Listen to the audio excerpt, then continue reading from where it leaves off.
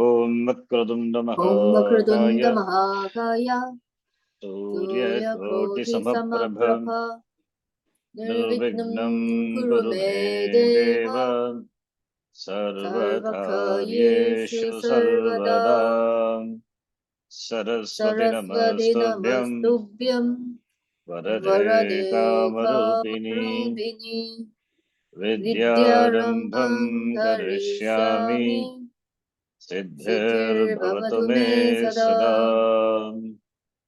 Gurur Guru Brahma Brahma Gurur Guru Vishnu Vishnu Gurur Guru Devo Deva Maheshwaraha Maheshwara Guru Guru Sakshat Param Sakshat Param Brahma Brahma Tasmai Tasmai Shri Shri Gurave Gurave Namaha Namaha Apara Karuna Sindhum Jnanadam Shantarupinam Sarupinam Shri Sri Chandrasekhar Chandrasekhara Gurum Pranamami Mudanvaham Yat Yatkrupalesha Matreena Puman Purnah Prajayate Tam Bande Brahma Vidhuryam Sadgurum Chandrasekharam Om Sahana Bhavatu Sahanau Bhunaktu Sahaviryam Sahaviryam Karavavahe Karavavahai Tejasvinavadhitamastu ma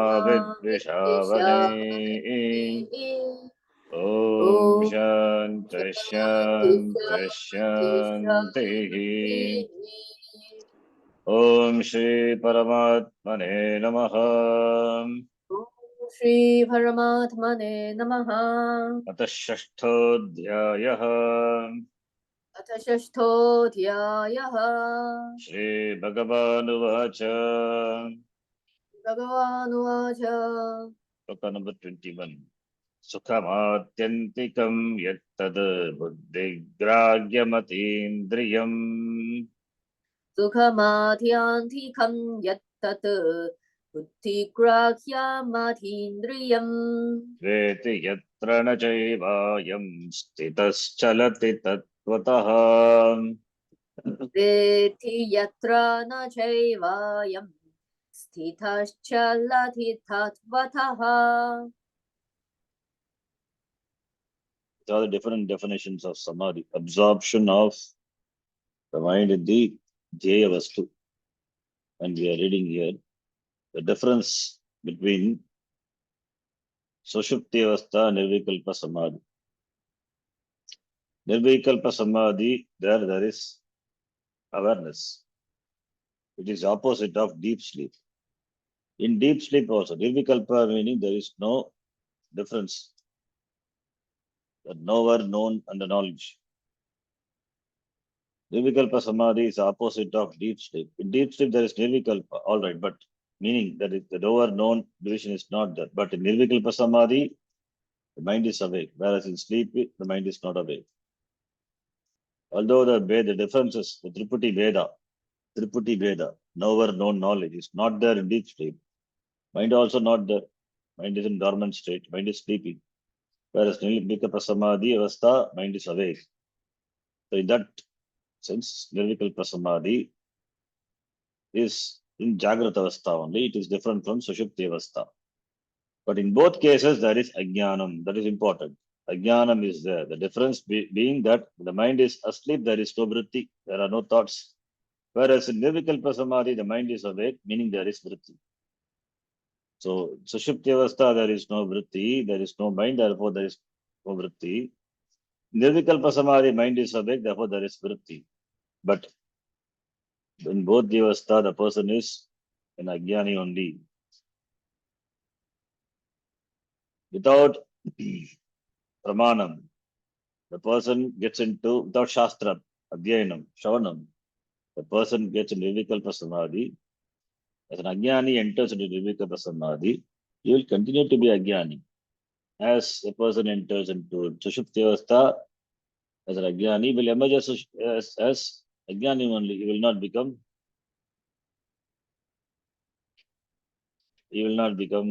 jnani. Similarly, here also. So in both cases, there is ajnanam. The greatest thing you can have in life is nirvikalpa samadhi, which is why It is the greatest hooker also. It is a big feat, big accomplishment. It bites people because it is the last thing you can think of accomplishing in samsara, in your life here in this world. So Nirvikalpa Samadhi also something which is accomplished in the world. It is in the samsara only. Unless the person, unless the person is a jignasu, unless the person has done shravanam, the Nirvikalpa Samadhi without shravanam, entering into Nirvikalpa Samadhi as an ajnani, he will emerge as ajnani only. But Nirvikalpa Samadhi, the same Nirvikalpa Samadhi, when the person enters into it as a jnani, he has got shravanam, jnanam, and Dhyaya Vastu is Atma. There the object of meditation is Atma, therefore it gets absorbed in Swarupa. So, as a Jnani enter into Nirvikalpa Samadhi,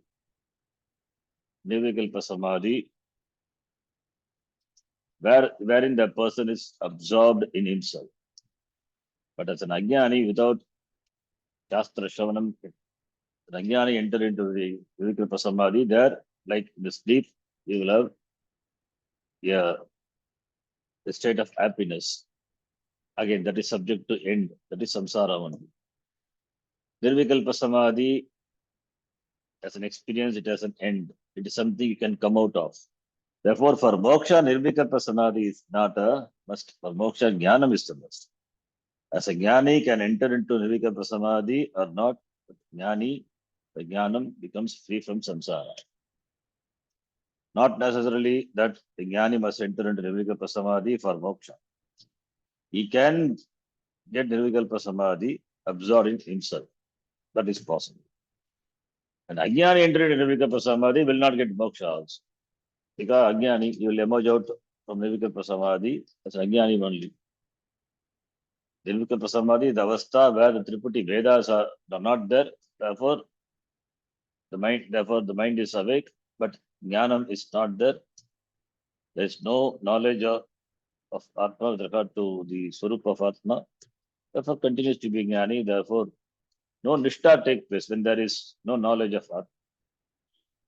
So, for a Jnani, Nishtha takes place. Nididhyasanam. Nididhyasanam, when the person does. When the person does, then when the Nididhyasanam becomes intense, he gets absorbed in himself, Atma, a Jnani. Therefore, that is the benefit a Jnani derives out of Nirvikalpa Samadhi. The point is Nirvikalpa Samadhi, therefore it is not a must. Jnanam is must. For Jnani entering into Nirvikalpa Samadhi, he gets Nishtha in Jnana. That way Nirvikalpa Samadhi helps. Nirvikalpa Samadhi as a result of Nidhyasanam. But Nirvikalpa Samadhi as an end, it is something you can come out of. All that is needed is someone for to drop something in front of you or to start a vacuum cleaner in the next house. As soon as you become aware of the sound, somebody says jokingly, as soon as you become aware of the sound, you're not only out of Nirvikalpa Samadhi, you may be into anger as well. Why? This is because Nirvikalpa Samadhi is something that doesn't last forever. It doesn't last forever. You will come out of in time. And once you're out of it, then it is becomes a past experience. Then you can talk to others about. So much yesterday I had a wonderful thing happening to me. Even the language used to describe the experience is different.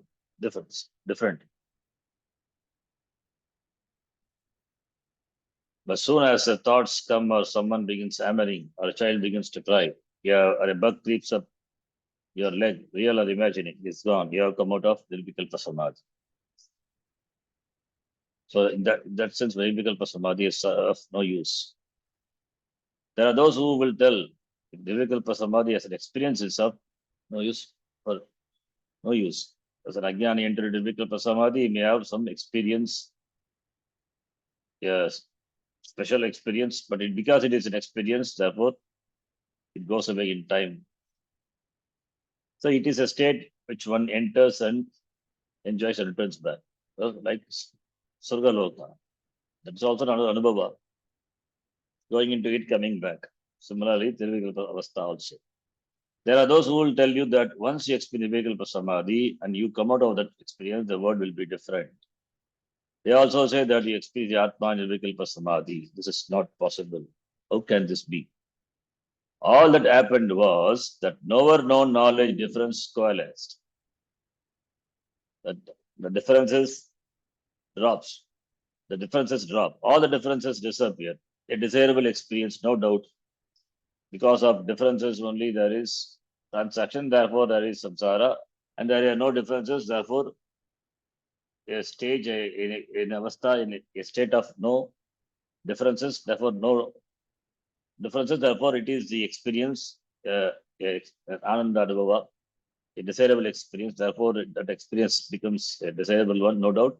It is recognized by the intellect, buddhi grahya, and it is also beyond sense perception of the indriya. But how has this experience changed the state of your vision?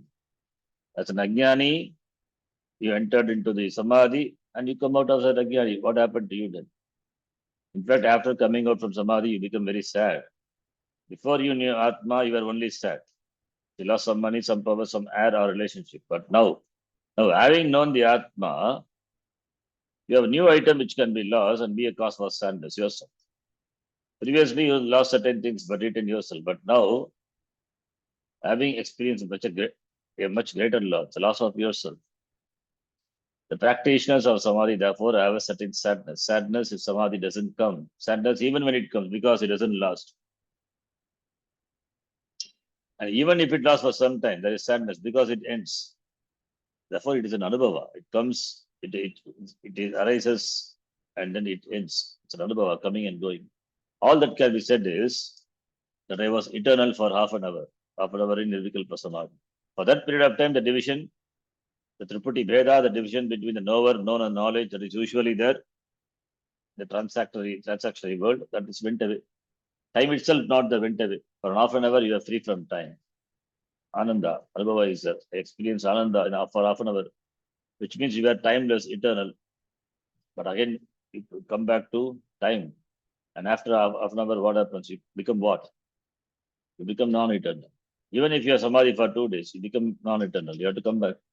In this way, it is no different than being in coma for 2 days and then coming out of it. While in the coma, there was no division whatsoever.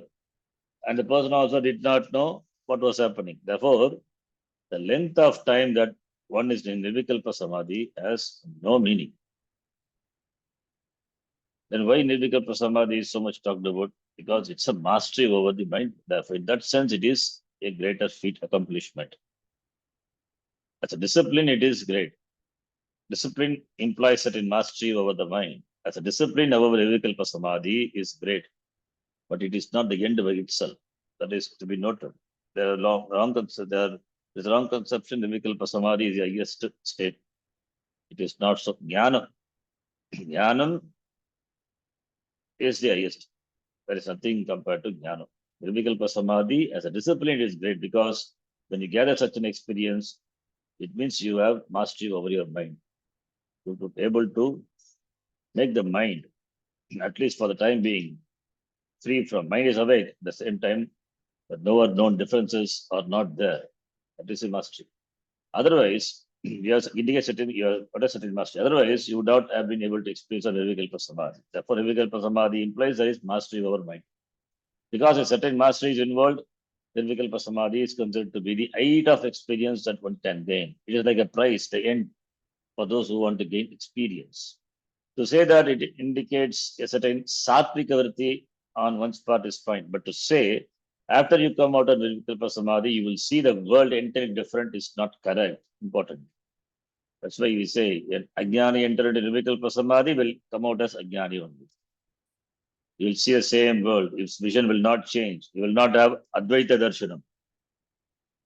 Because how you see the world depends on your vision of reality. Jnanam is important. Having experienced Vikalpa Samadhi, you have to interpret that experience.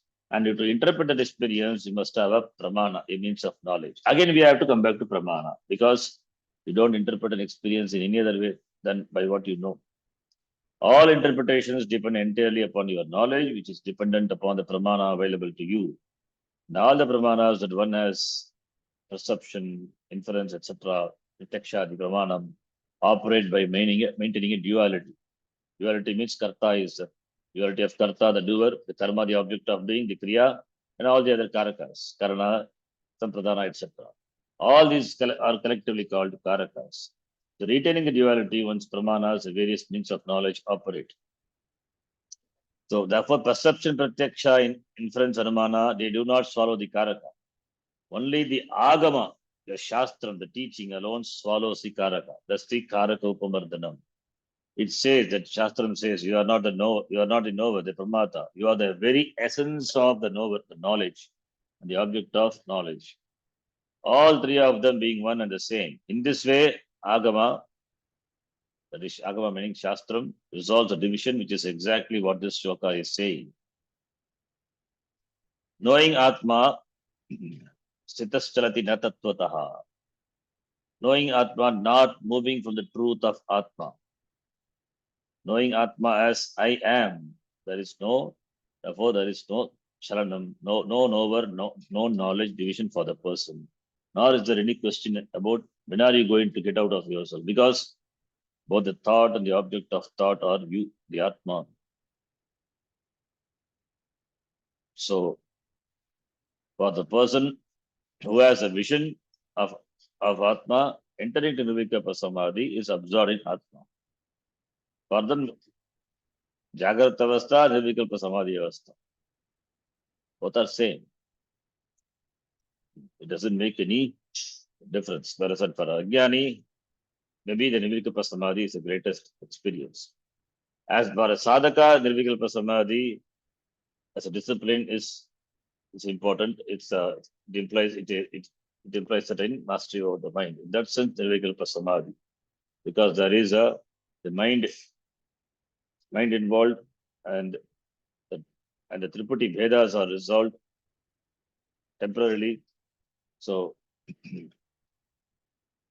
therefore, it is Nirvikalpa Samadhi. The mind is absorbed. It is meditation. It is complete absorption, advanced stage of meditation. Provided the Dhyaya Vastu is Atma, then the Nirvikalpa Samadhi, wherein one gains Nishta in Jnanam. In that sense, Nirvikalpa Samadhi is a helpful discipline. So as a discipline, it helps a person who has the vision of the Shastra. Otherwise, it has no purpose, no use, just other than this. So for a Jnani, Nirvikalpa Samadhi is not a must. For a Jnani, Nirvikalpa Samadhi is an experience, like any other experience, special experience. Being an experience, therefore, the samsara only subject to end, subject to arising and subject to departure. Therefore, it is samsara only. Any experience implies duality. Duality means samsara. For a Jnani, for whom the duality is resolved, whether it is Jagrata Avastha, Nirvikalpa Samadhi Avastha, he is absorbed in himself on the Atma. With eyes open is with Atma, with eyes closed is with Atma. The Nirvikalpa Samadhi doesn't produce any new knowledge. That is important. Knowledge is produced only by the Shastram, the Pramanam. That is what said here. Therefore, Nirvikalpa Samadhi is not a prerequisite for, not a condition for moksha. Mokshaya Pramanam apekshate. So, by Nirvikalpa Samadhi, the vision of a person doesn't change. Whatever the vision, whatever the knowledge he had, with which he entered into Samadhi, the same knowledge he emerges out also from Samadhi. So that is, therefore, Nirvikalpa Samadhi, we translate as absorption of oneself in the Dhyaya Vastu. So the intense meditation, the mind, when the meditation becomes intense, the person gets into a state wherein the Vedas, Tripati Vedas are resolved. And a jnani for him, in Nididhyasanam, the object of meditation is Atma. He meditates on the Vakyas of the Shastra. The mind is absorbed in Atma. So there is complete absorption. I, the Atma, meditate on the Atma, and the object of knowledge is also, the knowledge is also Atma. So dissolves. So he's absorbing himself, Atma, Swarupa Avastha. Veti etrana chaivayam stitas achalati. Established in that. He doesn't move away. Means his vision, his vision will not change. He gets nishta in that. As the practice, Vidyasanam, helps to remove the Viparita Bhavana, and Viparita Bhavana is removed, is absorbed in Atma. So that is what is said here. Veti yatrana chaivayam stitas chalati tattvataha. Tattvataha stitas chalati. Knowing Atma, not moving from the truth, not moving from the truth of Atma. Then there is no knower, known knowledge, division for the person. Then the next, the thought is you. There is no way of getting out of yourself. In the Nirvikalpa Samadhi, for also another point, Nirvikalpa Samadhi, for the person, for an Ajnani, for him the duality is a problem. In Nirvikalpa Samadhi, there is no duality, therefore he experiences Ananda. But for a man of wisdom, for him there is no duality at all. So in what way Nirvikalpa Samadhi will have any use to him? As a discipline, it was useful as a sadhaka for the person. Now, with eyes open or with eyes closed, he revels in himself, Atmani Tushtati, Atmani Pashyati, Atmani Tushyati, as the previous shloka said, Yatro Parvate Chittam, Niruddham Yoga Sevaya. Atmana, Atman Yeva Tushyati, Atman Yeva Pashyati, Tachevatmana Atmanam Pashyan, Atmani Tushyati. Then the next paragraph, the thought is you. There is no way of getting out of yourself. Because with the thought you are, and without thought you are there always. In the Nirvikalpa Samadhi, there is no thought, but you are. In the Jagrata Avastha, for the man of knowledge, the thought is there, then you are there. So whether you are with the world or without the world in Nirvikalpa Samadhi, it is you all the time. This we shall see clearly later. Because a statement, Tattvataha na chalati, the shloka and the study, implies jnanam. The word yoga is not to be taken in the usual sense. It is more yoga than yoga, as Bhagavan explains a little later. And the definition of yoga is going to come.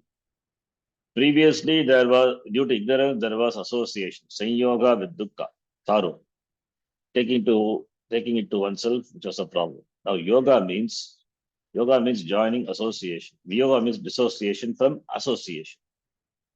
Previously, the person was in association with body, mind, senses, which was not a simple association, because the person actually took the body, mind, sense complex to be himself or herself. There was intense sharira abhimana.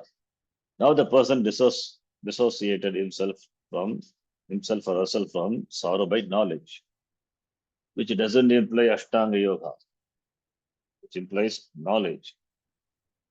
So in order to remove any confusion here, Bhagavan says here, first says, Tattvataha na chalati. Then redefines the yoga in one sentence, later in keeping with what he is teaching. So this shloka, Sukhamatyantikam yattat buddhigragyam atindriyam, buddhigragyam. The buddhi knows Swarupa of oneself, which is not knowable by any sense perception.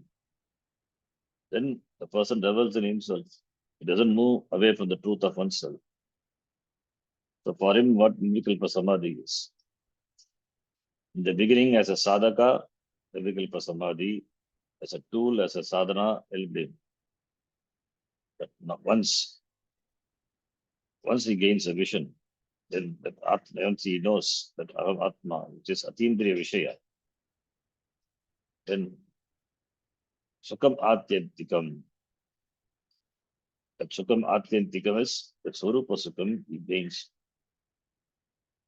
which is oneself, and being established in this mission, he never moves away from the truth of oneself.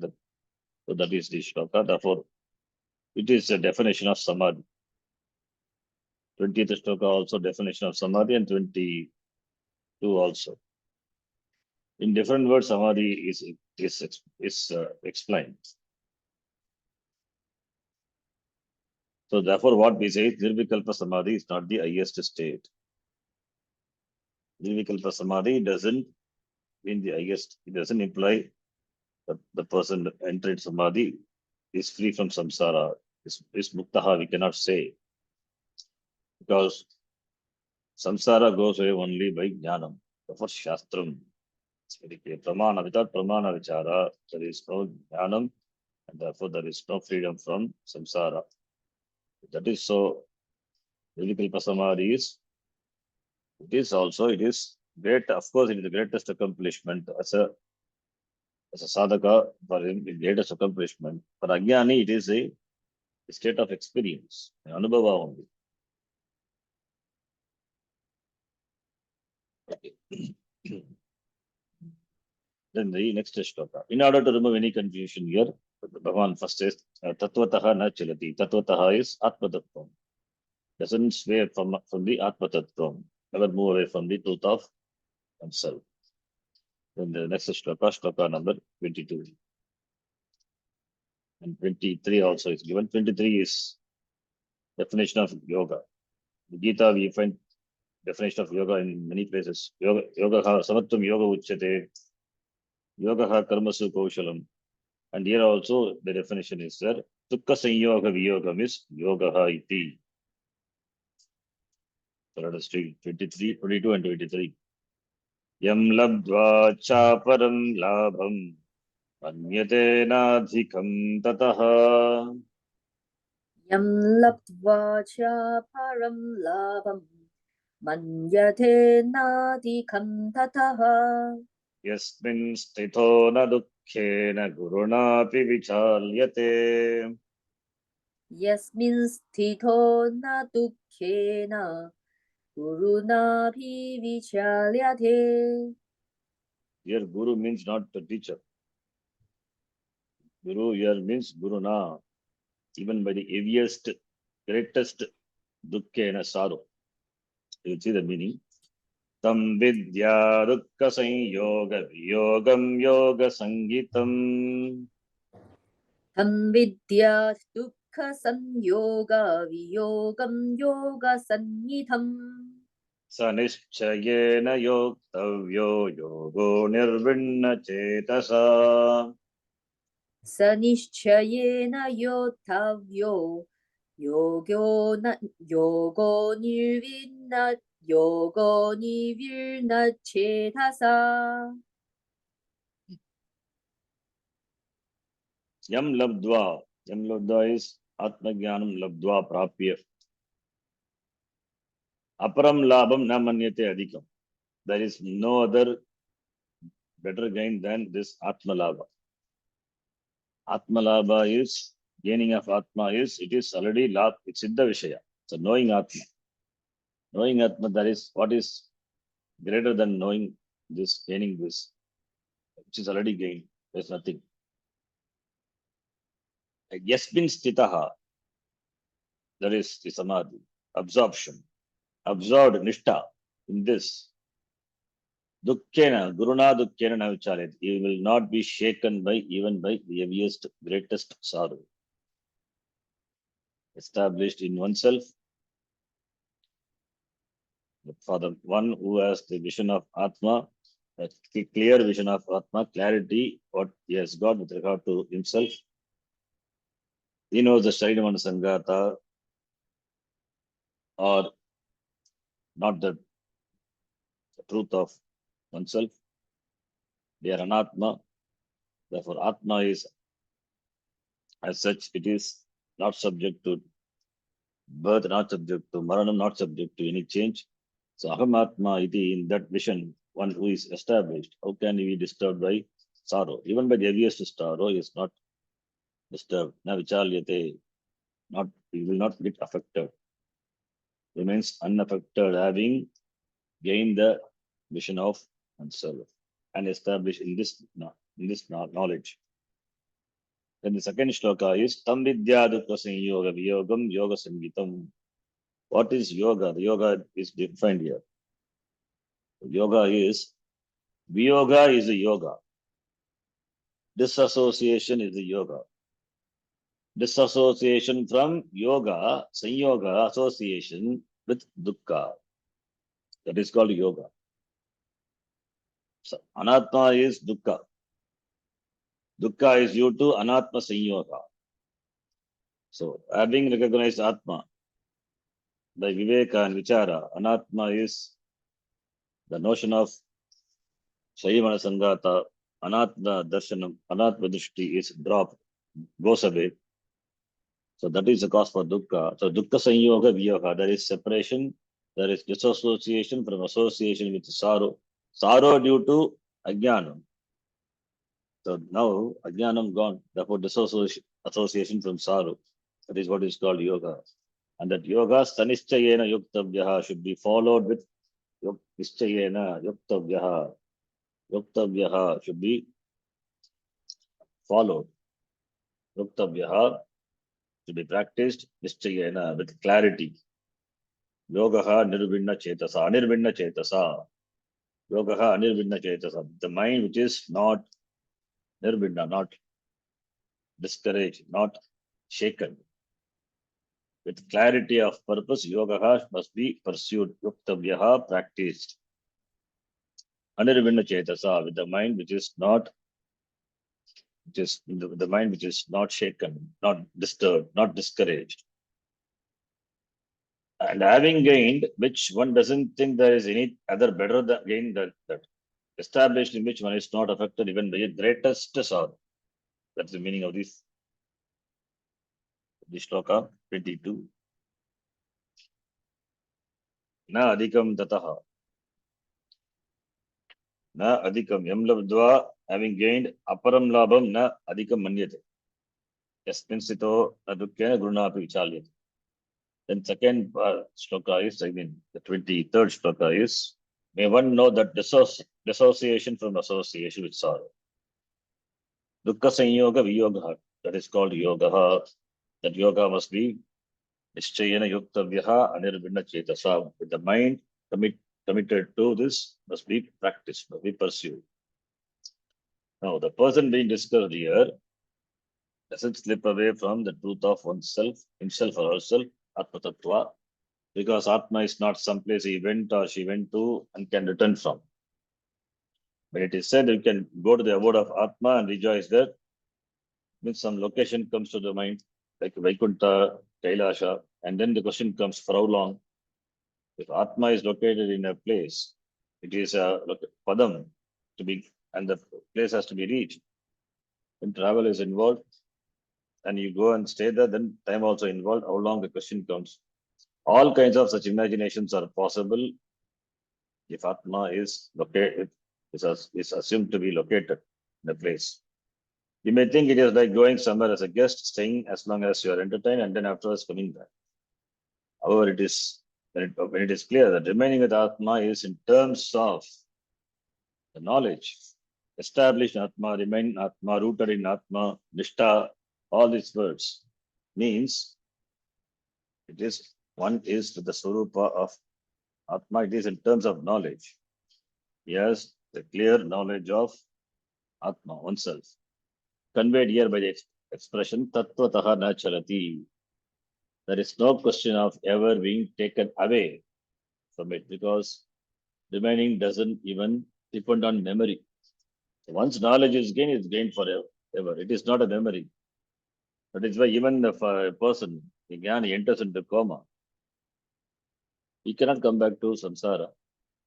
Maybe the coma is only for the body, not for the atma. So therefore, knowledge gained is gained.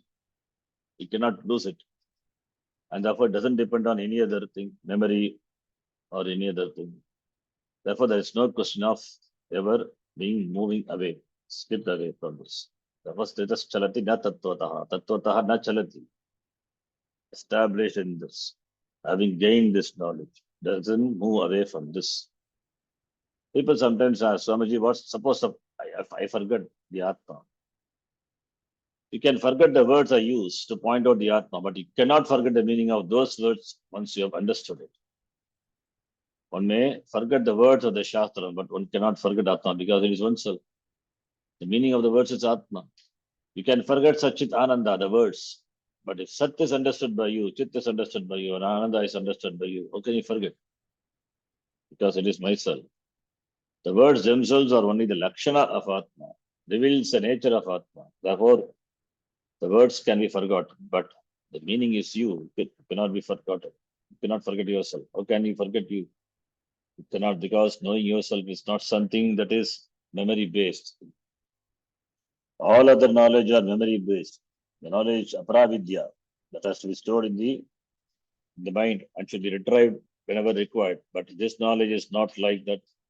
It is not memory based. That is why even a person who has gained this knowledge, it's a jnani, interested in karma, the person will get moksha only as a jnani because he has got jnanam. So therefore, there is no returning back for that person.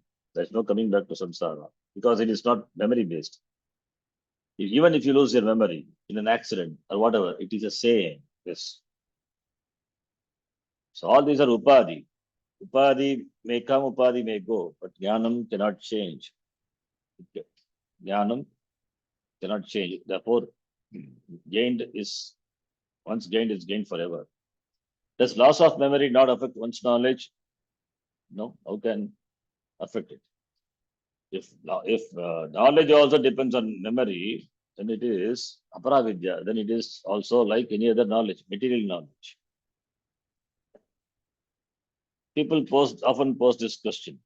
Suppose a jnani who already has self-knowledge, who's a jnani who has got atma jnanam, as a car accident and loses the use of all his brain cells.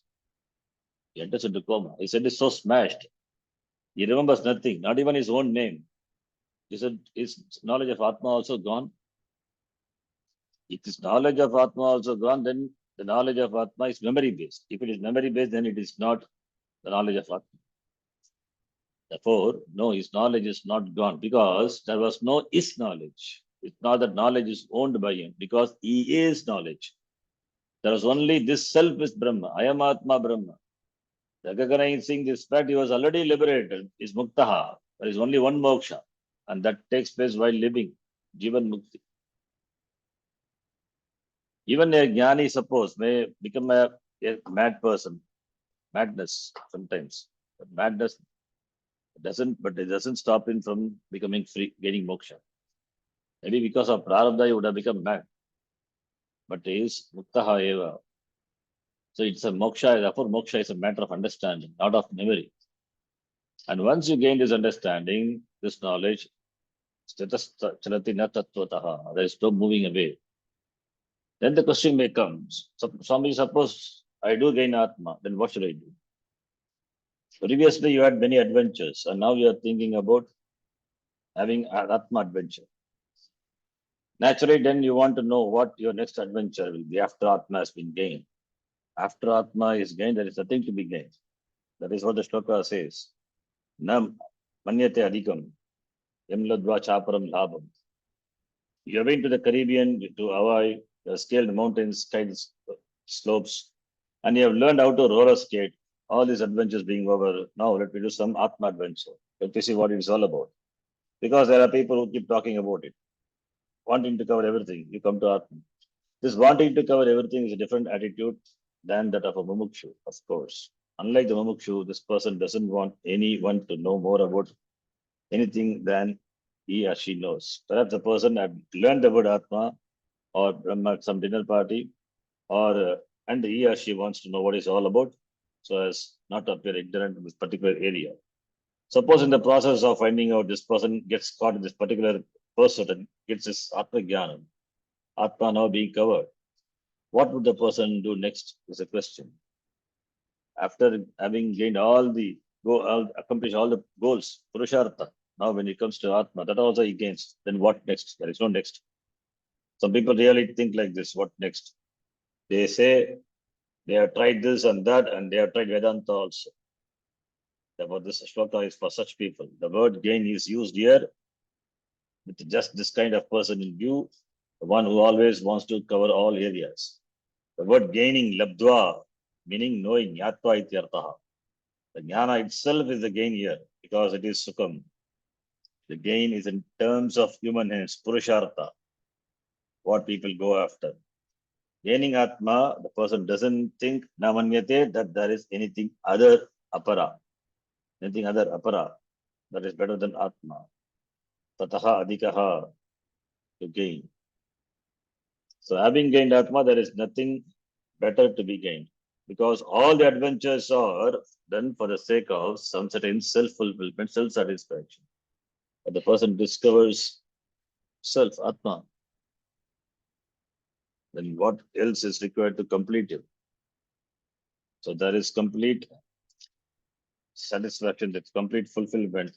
After gaining that, what else to be gained? So there's nothing to be gained. So therefore, Atma is not a one more field to be covered. In fact, it is that which is to be covered. Covering which, gaining which, everything is gained. As Shaunaka says in Mundaka Upanishad. He asks the question, Tasmin Bhagavad Vijñāte Sarvamida Vijñātam Bhavat. Gaining which, everything is gained. Everything other than Atma, when it is gained, it is nothing gained. When everything not being gained, Atma is gained, then everything is gained. That is what the meaning of the shloka is. Having gained the Atma, there is nothing to be gained. Is there a better gain than self-knowledge? That we will discuss. Next class. Om Purnamadah Purnamitam Purnat Purnamudachyate Purnasya Purnamadhaya Purnameva Vashishyate Om Shanti Shanti Shanti Harihi Om Shri Guru Pyo Namaha Harihi Hare Om Om. Dhanyavad.